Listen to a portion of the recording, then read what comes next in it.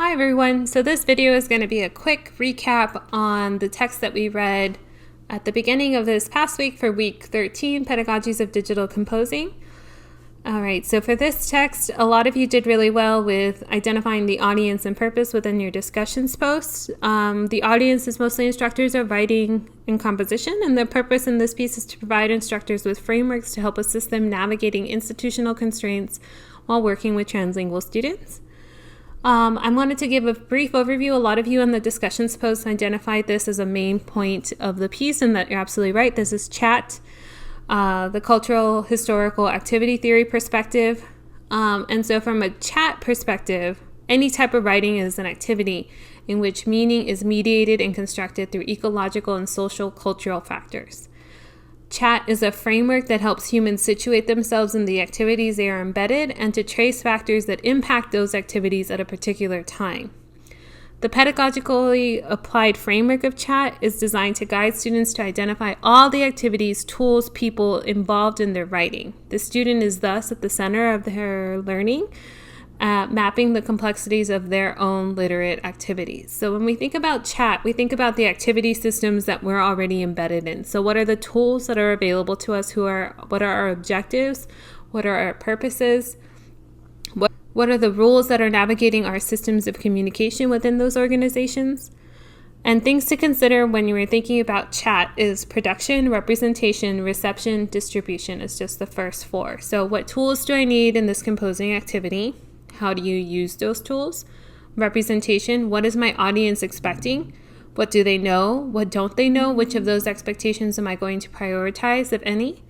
Reception, how does my audience respond? Is there uptake on my activities of what I was anticipating? Have I accomplished my goals? Distribution, this is important. Does the medium of distribution have an impact on my composing activities? And how do these circulate and are taken up? And so here, when we think about chat, it's really asking us to kind of think about the rhetorical situation of which we find our writing in. But it's taking it just one step further, because it's asking what tools do you need to create this activity, and really thinking about, is the medium of distribution going to have an impact on your composing? So again, are you composing a tweet? Are you composing a Facebook post? Do those forms of composition actually have an effect on how you're composing? So that's some of the things to consider in chat. Other things to consider in chat are socialization. What interactions emerge as part of my composing activities? How do they impact my activities? The activity itself. What else am I doing as I am composing? So for example, are you looking up things? Are you kind of searching other people's responses in the formulation of your response? What else are you doing as you're composing your piece?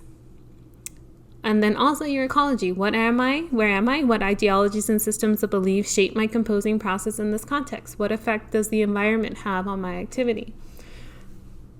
So together, these 7 things to consider are the main proponents in chat, according to this article.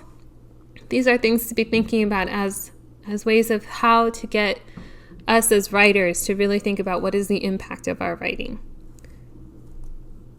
So here, they're advocating also for a different framework. So when they use PChat or remix model, they're advocating that using either the remix model that's discussed in the article or the PChat concept, that it's going to require a deep understanding of the rhetorical situations in order to reshape an argument in a new genre, mode, or language. And they're advocating that these 2 frameworks add to a translingual framework by pushing researchers and teachers to conceptualize writing not as a combination of distinct static tools and technologies, but rather as a practice-driven rhetorical act that changes in each interaction within specific rhetorical situations. So both of these methods are really trying to advocate for reshifting of different writing practices and thinking about writing in terms of the rhetorical situation and what is most effective for that situation. And a translingual orientation does not simply acknowledge diversity in practice. Instead, it calls for a critical analysis of the differential distribution of practices. So they're building off of the article that we read from week 12, and they're asking us to think about what are the differential distribution of practices that are happening in language usage. All right, so again, you all did pretty well with this article. I just wanted to kind of go over these few things. As always, if you have any questions on this piece, send me an email, let me know. I'd be happy to talk with you all about this further.